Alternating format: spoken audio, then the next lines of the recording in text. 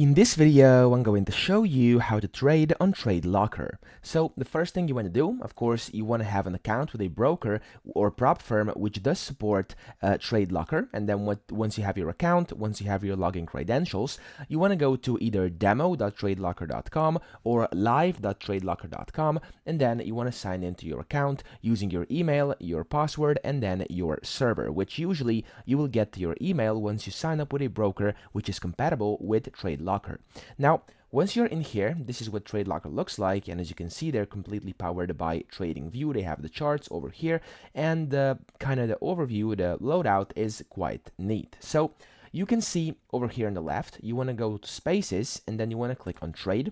There we go, and this is what your trading kind of part of the platform looks like. And then here on the right, you want to simply select what you want to trade. So for example, let's just go over here for ETH USD, just a random one, there we go. And in here, you can select how much you would like to buy.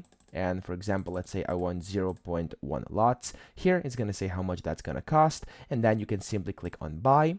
And then over here, you can turn on or off one-click trading. I'm not gonna. Press confirm, and there we go. My current position is I have one active position, which is the ETH USD I just bought right now on my demo account. And then, of course, if you want to exit this position, you can just close the position by clicking over here, or you can sell by clicking over here.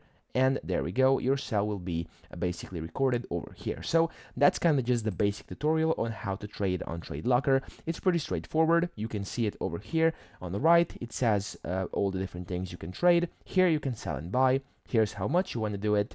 And here you can see your active positions, your closed positions, as well as your pending, your balance, traders, etc. So that's pretty much it. I hope this video helped you out. If it did, please subscribe to the channel and help me out as well.